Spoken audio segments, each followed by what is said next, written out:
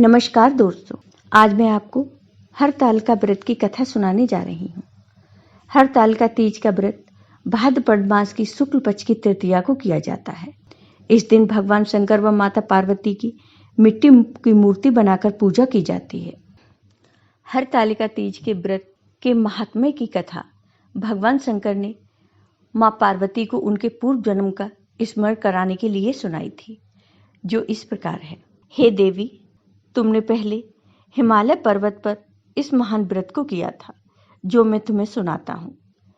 पार्वती जी बोली, हे प्रभु, इस व्रत को मैंने किस लिए किया था, यह मुझे सुनने की इच्छा है, सो कृपा करके आप मुझे सुनाइए। तब भगवान शिव बोले, आर्यवर्त में हिमालय नामक एक पर्वत है, जहाँ अनेक प्रकार की भूमि अनेक प्रकार के वृक्षों से सुशोभित है, जो सदैव बर्फ से ढके हुए तथा गंगा की कल ध्वनि से शब्दायमान रहता है।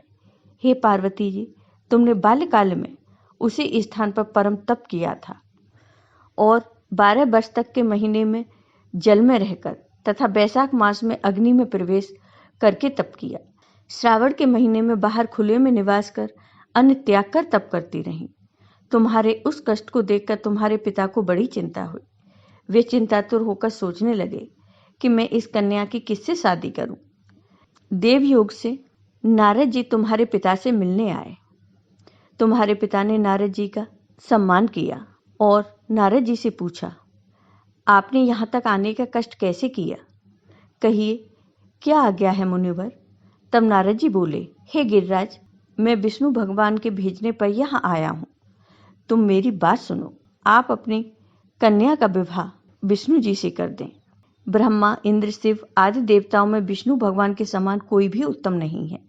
इसलिए मेरे मत से आप अपनी कन्या का दान भगवान विष्णु को ही दें। तब हिमालय बोले, यदि भगवान विष्णु स्वयं ही कन्या को ग्रहण करना चाहते हैं और इस कार्य के लिए आपका आगमन हुआ है, तो वह मेरे लिए गौरव की बात है। मैं अवश्य उन्हें ही दूंगा। हिमालय का यह आश्वासन सुनते ही देव ऋषि नारद जी आकाश में अंतर्ध्यान हो गए और देव ऋषि नारद भगवान विष्णु के पास पहुंचे। नारद जी ने हाथ जोड़कर भगवान विष्णु से कहा, प्रभु, आपका विवाह कार्य निश्चित हो गया है। इधर हिमालय ने पार्वती जी से प्रसन्नता पूर्वक कहा, हे पुत्री, मैंने तुमको भगवान विष्णु को अर्पण कर दिया है। पिता के इन वाक्यों को सुनते ही पार्वती जी अपनी सहेली के घर गईं और पृथ्वी पर गिरकर अत्यंत दुखित होकर विलाप करने लगी। उनको विलाप करते हुए देखकर सखी बोली, हे देवी, तुम किस कारण से दुखी हो, मुझे बताओ, मैं अवश्य ही तुम्हारी सहायता करूंगी। तब पार्वती बोली, हे सखी, मेरी जो मन की अभिलाषा है मैं तुम्हें बताती हूँ। मैं भगवान शिव को वरण करना चाहती हूँ, लेकिन मेरे पिताजी ने मेरा विवाह भगवान विष्णु से तय कर दिया है। इसलिए निस्संदेह मैं इस शरीर का त्याग करूंगी। पार्वती के इन वचनों को सुनकर सखी ने कहा, हे देवी, जिस वन को तुम्हारे पिताजी ने न देखा हो, तुम वहां चली जाओ। तब देवी पार्वती अपनी सखी के साथ वन में चली गई। तब तुम्हारे पिता हिमालय ने तुमको घर न पाकर सोचा कि मेरी पुत्री को कोई देव, दानव अथवा किन्नर हरण कर ले गया है। मैंने नारद जी को वचन दिया था कि मैं पुत्री का विवाह भगवान विष्णु के साथ करूंगा। अब यह कैसे पूरा होगा? ऐसा सोचकर वे बहुत चिंतित हो गए। तब हिमालय राज ने पार्वती को ढूंढने के लिए अपने सैनिक भेजे, लेकिन पार्वती का कहीं पता नहीं चला। इधर तुम अपनी सखी के साथ वन में एक नदी के तट पर एक गुफा में पहुंच गई। उस गुफा में तुम अपनी सखी के साथ प्रवेश कर गई, जहां तुम बालू का शिवलिंग बनाकर मेरी आराधना करती रही। उस समय पर भाद्र मास की हस्त नक्षत्र युक्त तृतीया के दिन तुमने मेरा विधि विधान से पूजन किया तथा रात्रि को गीत गायन करते हुए जागरण किया।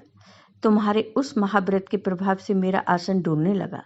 मैं उसी स्थान पर आ गया जहां तुम और तुम्हारी सखी दोनों थी। मैंने आकर तुमसे कहा, मैं तुमसे प्रसन्न हूँ, तुम मुझसे वरदान मांगो। तब तुमने कहा कि हे देव, यदि आप मुझसे प्रसन्न हैं तो आप ही मेरे पति हों। मैं तथास्तु ऐसा कहकर कैलाश पर्वत को चला गया और तुमने प्रभात होते ही मेरी उस बालू की प्रतिमा को नदी में विसर्जित कर दिया। तुमने वहां अपनी सखी सहित व्रत का पारायण किया। इतने में तुम्हारे पिता हिमवान तुम्हें ढूंढते ढूंढते उसी घने वन में पहुंच गए। उस समय उन्होंने नदी के तट पर 2 कन्याओं को देखा तो वे तुम्हारे पास आ गए और तुम्हें हृदय से लगाकर रोने लगे और बोले, बेटी तुम इस सिंह विज्ञाति युक्त घने जंगल में क्यों चली आई? तुमने कहा, पिताजी मैंने पहले ही भगवान शंकर को पति के रूप में वरण कर लिया था, किंतु आपने मेरा विवाह भगवान विष्णु से तय कर दिया था, इसलिए मैं वन में चली आई। ऐसा सुनकर हिमवान ने तुमसे कहा, मैं तुम्हारी इच्छा के विरुद्ध यह कार्य नहीं करूंगा।